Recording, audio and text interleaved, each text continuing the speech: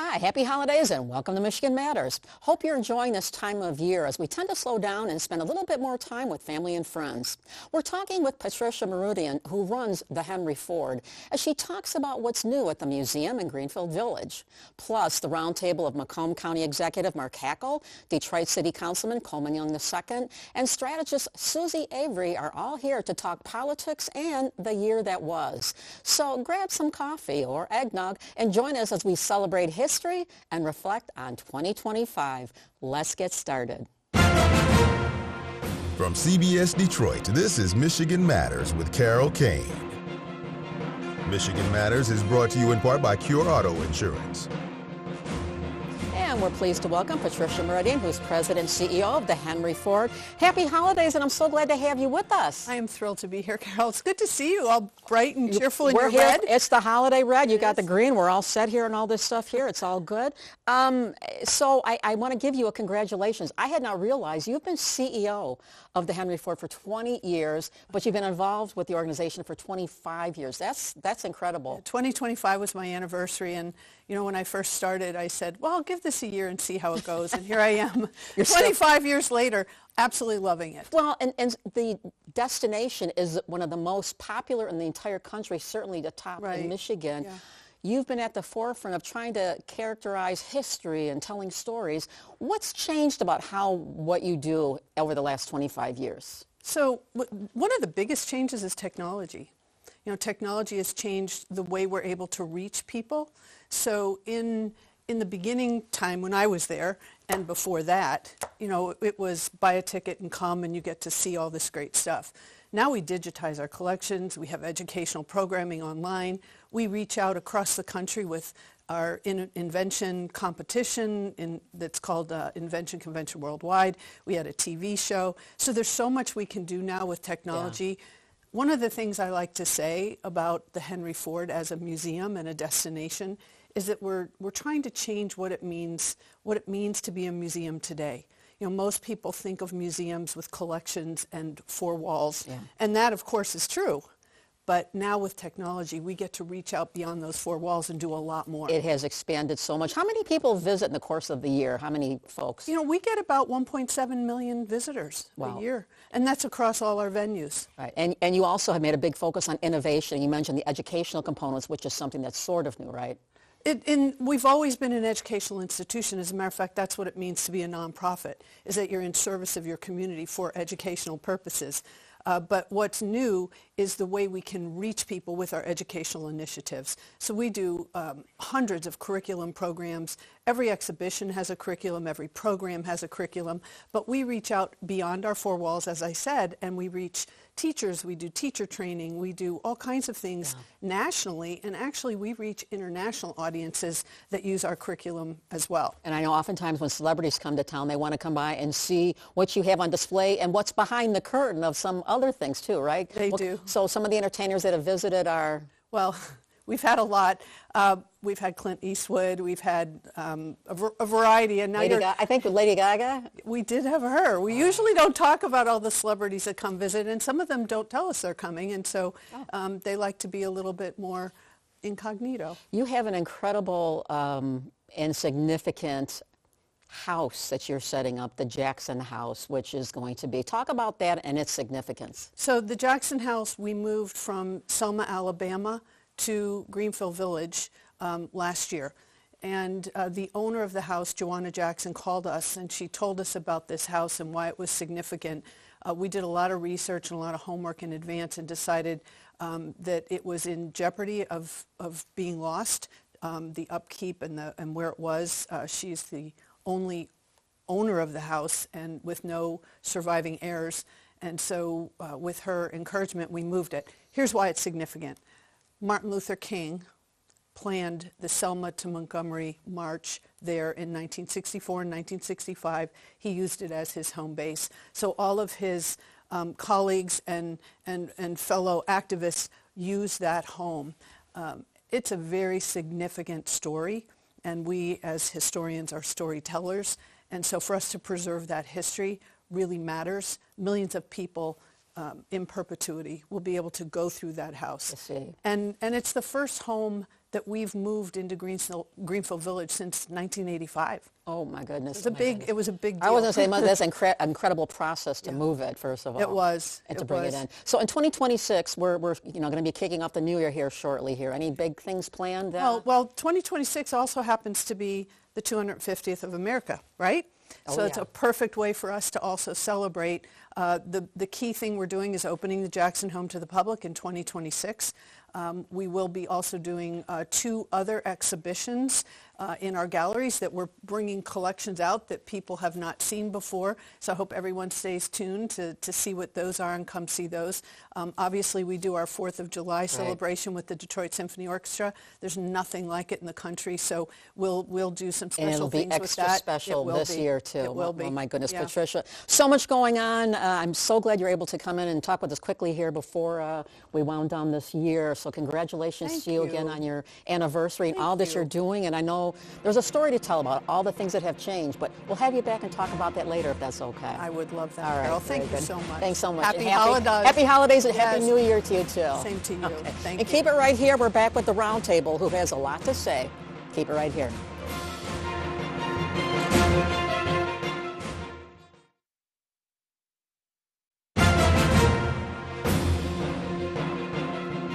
Welcome back. We're now joined by the roundtable of Macomb County Executive Mark Hackel, Susy Avery, who is a political strategist amongst her many titles, and Coleman Young II, Detroit City Councilman.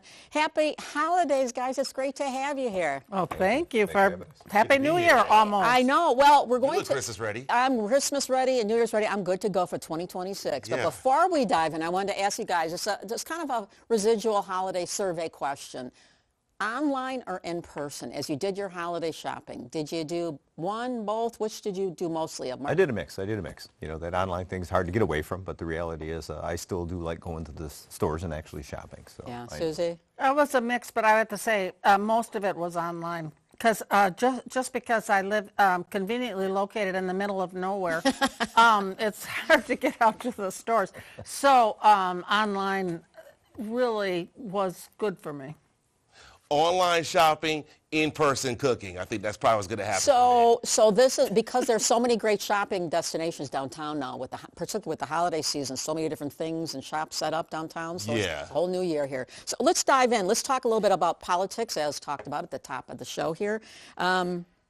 We saw a huge election in the city of Detroit, which actually didn't turn out to be a huge election of any sort. It was pretty much Mary Sheffield cruising to easy victory over Pastor Solomon Kinloch in the general election. It was not just a victory, decisive. And Coleman, congratulations to you, by the way, on your election to city council. But you were in the middle of all this.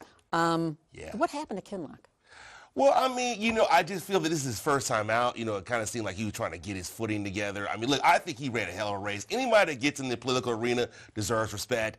I think he deserves respect. But I just think it was just Mary Sheffield's time. Yeah. I just think she's been doing this for a long time. She's been organizing for a long time. She's been serving her community for a long time. She's been a difference maker for a long time. So congratulations to her, the first African-American female mayor of the city of Detroit. After 75 men, we finally have a woman. Yeah, History being made there. And just real curious here, coming out of the primary, Chantel Jenkins, who former city council, obviously, she was close with Kinloch, and I'm curious your thoughts. Had she been the person going up against Mary, would we have had the same result here? I think you can always say woulda, coulda, shoulda. You know what I'm saying? You know, I've gotten in trouble for prognosticating these things last time I did it. But I just think that Mary Sheffield had a connection. She had an energy. She had a mobilization, organization with the people. And I just think that connection, we never really saw her lose it. Yeah. And I think it's just a great organizational victory for her and what she's done.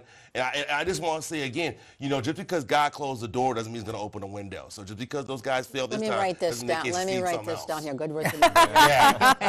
So Mark, I want to ask you a question. Chuck, the former Pistons coach, Chuck Daly, used to have a saying that says, from assistant coach to head coach, only one chair over, but a million miles. So Mary has been on, city council for 12 years, no city government here, but becoming mayor, as Mike Duggan has even said to her, is a different thing here. You went from being sheriff in Macomb County to county executive. What was the learning curve like for you? It was huge. I mean, the thing is, surround yourself with people that truly understand, that are passionate about the areas they have an interest, whether it's roads, whether it's health and human services. You know, there's so many aspects of what you're going to be dealing with. You got to make sure you have the right talent on board, and it can't be people that are just politically motivated, people that are there because you owe them a favor. You got to make sure you have the right people that truly understand to help you learn and understand what you need to do, and push the politics away to make the right decisions on behalf of the people. So, you know, she needs to lead as, you know, she's fortunate walking into that as a nonpartisan race.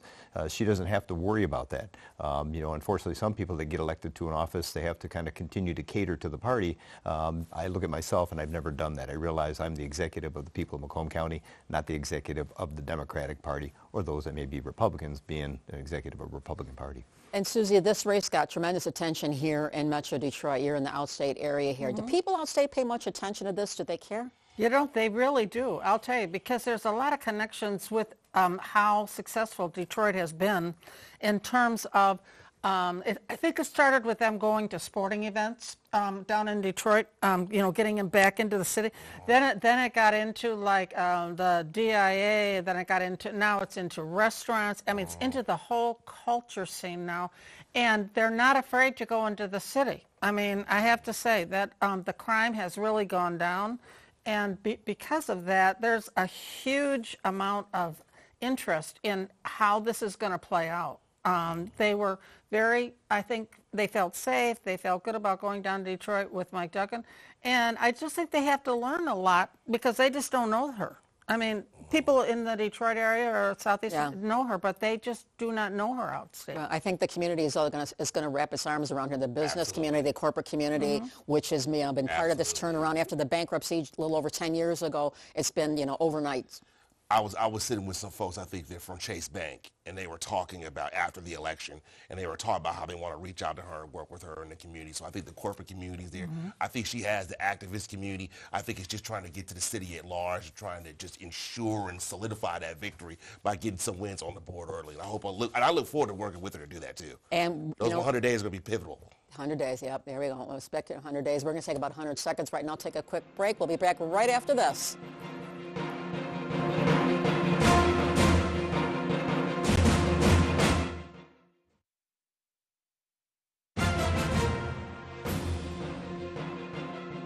Welcome back to Michigan Matters. We're talking with Mark Hackel, Susy Avery, Coleman Young II about what else but politics. And before we leave city of Detroit politics, Coleman, there is a president's seat open for city council with Mary moving up to mayor, and there's going to be a vote amongst you and your peers about who will be the new president. The rumor is James Tate, Scott Benson. My question is, are you interested? Am I getting that Michigan Matters endorsement? Am I getting that Carol Payne? You know, I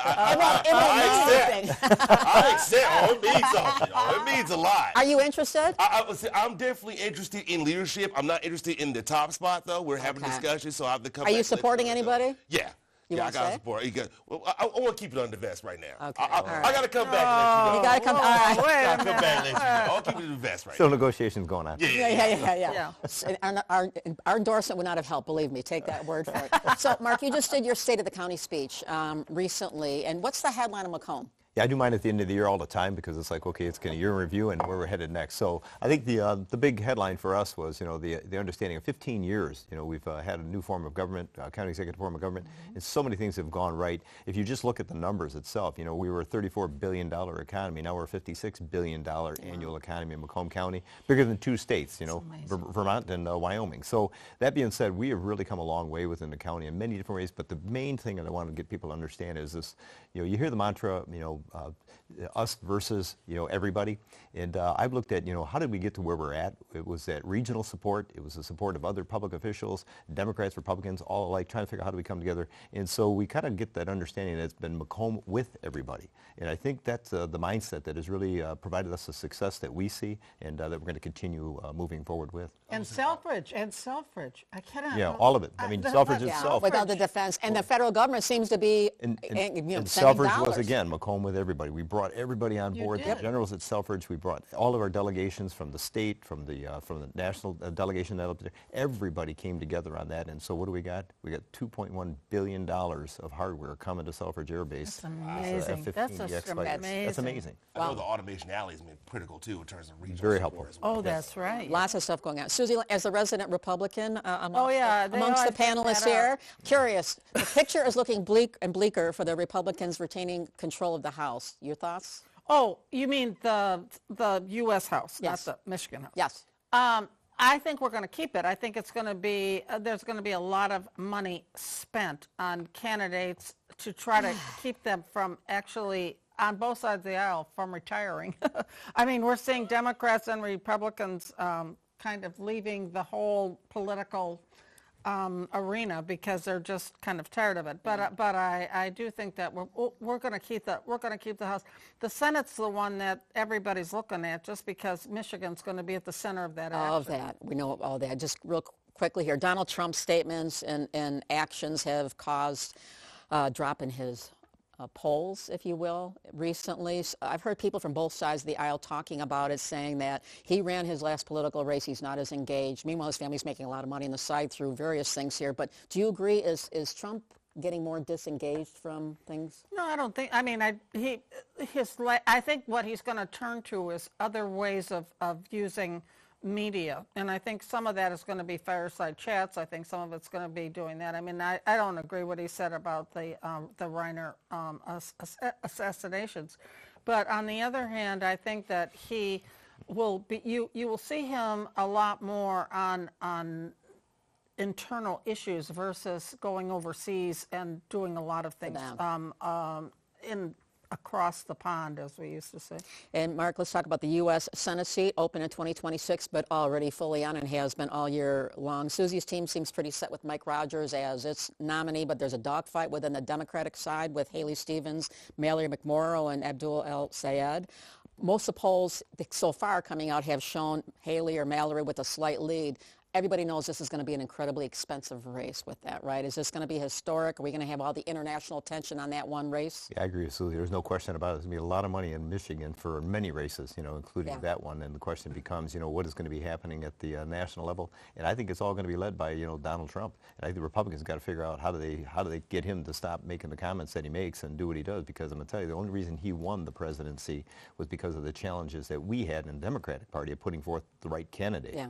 Unfortunately, I think sometimes we want to be the party of opposition, and when they did that, they created themselves their own problems. So they got to step back from that. They got to start realizing, we got to come to the middle sooner than the general election, and make sure we have the right candidate coming forward that's not talking about all these other progressive ideas. And Coleman, El Sayed is, I'm sorry, go ahead. No, go ahead. El Sayed is raising a lot of money, but he's not leading in the polls. Is that going to be a difference maker? Does he have a chance? Oh, I definitely think he has a chance. I think it's wide open. Now, listen, I gotta be honest here. I got people who I like here. I have a definite relationship with Haley Stevens. I like her. We go back like 4 flats of the Cadillac, so I like her.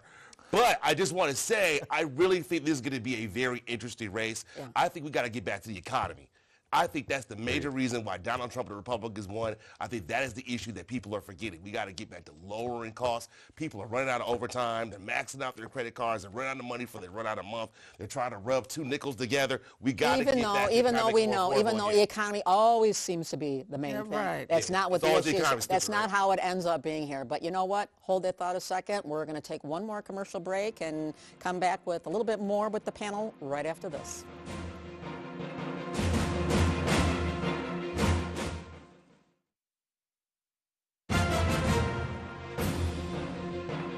Welcome back to Michigan Matters. We're talking with Mark Hackel, Susy Avery, and Coleman Young II as we're winding down the year here. One other story that kind of came up recently and is going to continue on in 2026 is Governor Gretchen Whitmer in her last year talked about trying to fight illiteracy, making literacy more of a calling card in her last year in office. My question is, Mark, let me ask you, given this has been such a dicey dilemma for so many years, so many different administrations, will she be able to move the needle?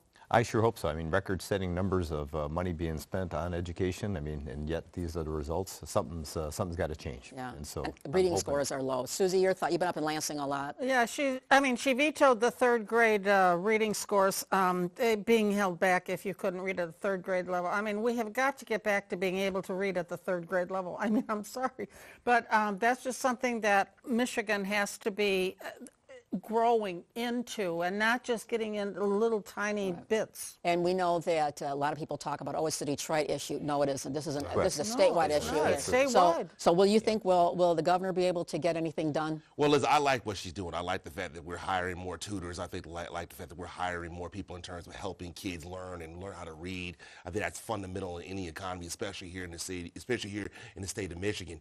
But this did start based on a lawsuit that took place, unfortunately, in the city of Detroit about people feeling they weren't getting the education they needed in the schools. But it's a statewide We won't resolve that now. Okay, so Right. winding it down here, I want to ask you guys, what do you think was the top story in 2025? Coleman, you get to go first. Oh, I think the top story of 2025 is the historic election of Mary Sheffield. I think that is going to be a really big deal. It's going to reverberate throughout the city, throughout the state, throughout the nation. Susie, Congratulations again. what's the top story? Not a political one, but I think it was the U of M football coach. Uh-oh.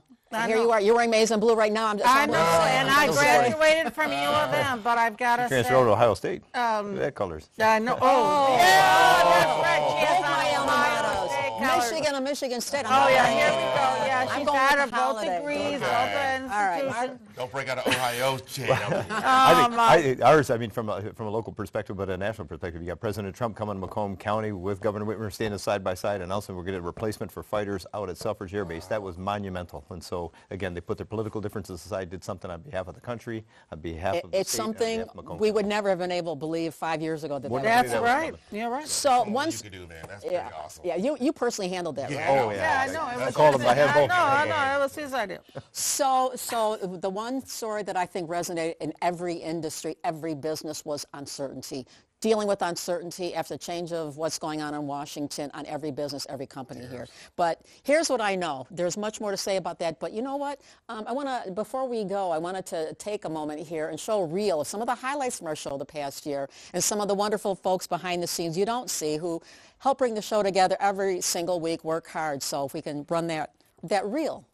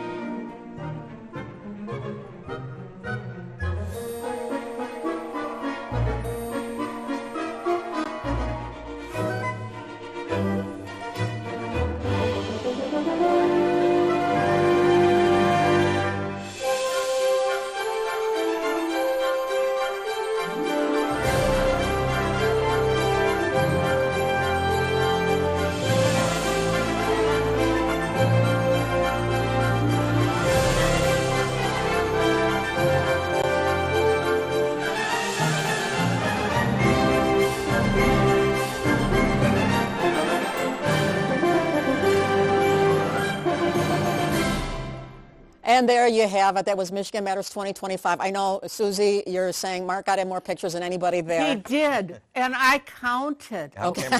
You look good, though. You look good doing it. They look good. Well, I know that there's so many different things that we've talked about during the course of the year with business and politics and sports and all that. But I want to thank all you guys for coming in every week and the weeks that you're here and all the people, all the guests who have stopped by and talked about many important things here. So I'm wishing you and all yours wonderful holiday And we season. thank you because there's not too many shows that are left like this where all we can Thank you sit guys down so much. and Appreciate talk that. about everything. All righty. Enjoy the rest of your day, folks. Have a good one. We'll see you in 2026 for the next Michigan Matters.